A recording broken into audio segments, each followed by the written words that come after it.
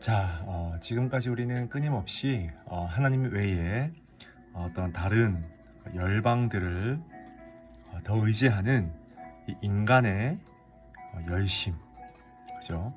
이 인간의 열심에 대해서 한번 계속해서 말씀을 살펴보고 있죠. 아하스 왕이죠. 이 왕을 필두로 이제 온 백성들이 하나님이 허락하신 불기둥과 구름기둥으로 인도함을 받기보다는 뭡니까? 경건의 가면을 쓴 채 실로와 물을 버리고 아수르의 큰 하수를 더 의지하는, 그래서 에베네셀이 아니라 하나님을 걸림돌로 경험하는 그런 상황을 우리가 살펴보았습니다. 그러나 분명한 것은요, 하나님은 인간의 열심으로 열방을 의지하는 이 백성들에게 반드시 너희들이 의지하는 그 열방의 먹이가 될 것이다, 그렇게 선포하셨죠. 여러분, 사실 이 선포는요 굉장히 영적으로 무서운 것입니다. 우리가 하나님보다 돈을 더 의지하면 어떻게 됩니까? 아무리 많은 돈을 가진다 한들 우리는 돈의 노예가 된다는 거죠. 권력이나 지성이나 성공이나 어떤 외모를 자랑하면, 의지하면 결국 우리도 마찬가지예요. 바로 우리가 의지하는 그것들의 노예가 될 것이다. 이것이 바로 성경이 이야기하는 영적 세계의 법칙이죠. 자, 이스라엘의 이제 동북쪽에 위치한 이 거대한 이 아수르 이 제국의 정복은요, 이제 이 스불론과 이 납달리 땅, 이 지역으로부터 시작이 됩니다. 이스라엘에서 가장 북쪽에 있는 그런 땅이죠.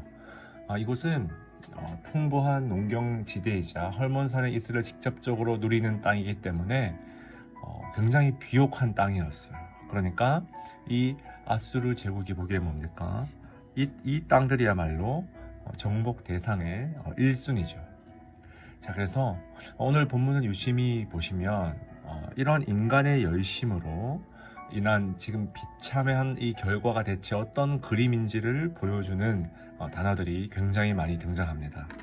자, 우리 파란색 하이라이트로 한번 칠해볼까요? 표시해볼까요? 1절부터 보니까 흑암, 그죠? 고통, 그리고 멸시. 2절에 보니까 또다시 흑암, 사망의 그늘진 땅.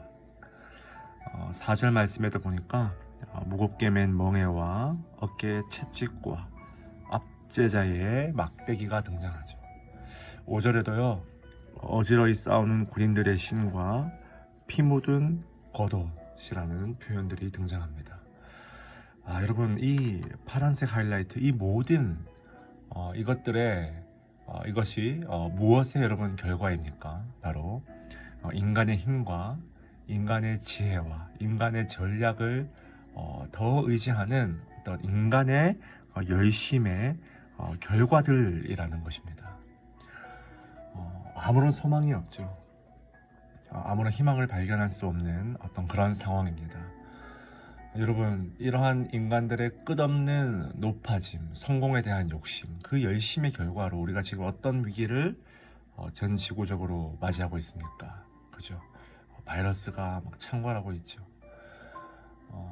많은 전문가들이 이 바이러스가 환경 오염으로부터, 파괴로부터 비롯되었다, 그렇게 주장하지 않습니까? 저는 요즘 그런 생각을 가끔씩 해보게 돼요. 제가 어렸을 때 그러니까 20세기 후반이나 21세기 초반만 하더라도 앞으로 2020년, 2020이 되면 이 세계가 정말로 새로워지고 엄청난 진보가 있을 것처럼 막 떠들어댔어요.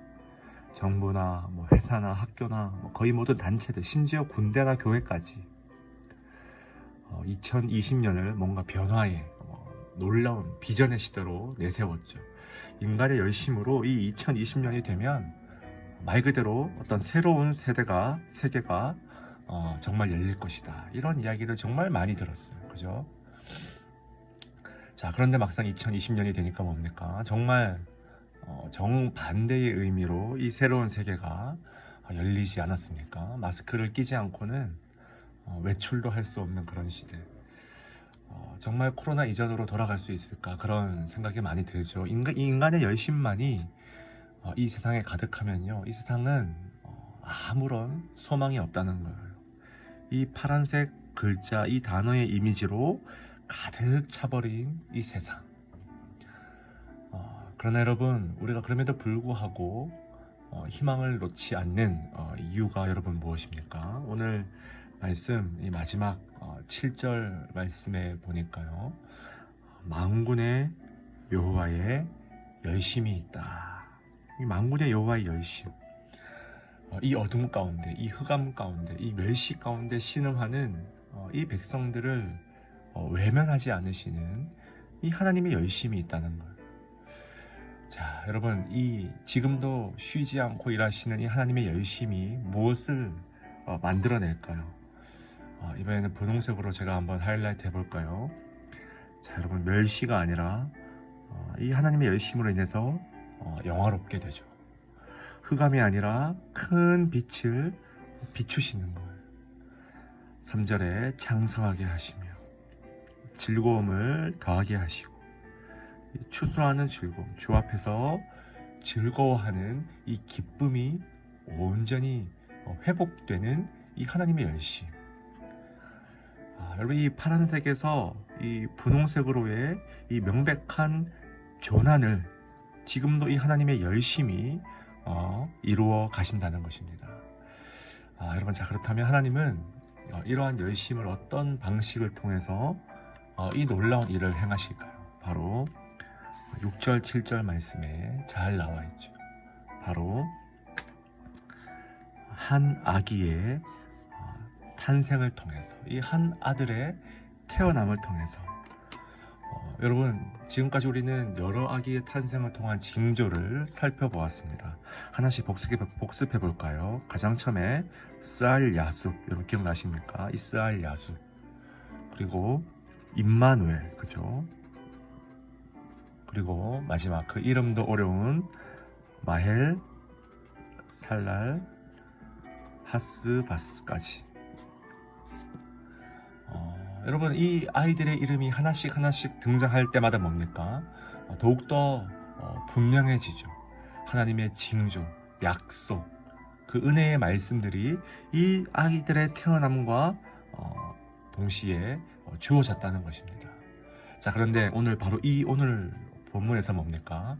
이 아이가 장차 올 어떤 훌륭한 인간 왕인, 여러분, 어떤 히스기야 왕 같은 어떤 인간이 아님이 분명해지는 거예요. 그죠? 왜 그렇습니까? 그의 이름이 무려 5개로 등장을 하는데, 여러분, 하나씩 외워두시면 참 좋겠죠. 너무나 힘이 되는 바로 그 말씀.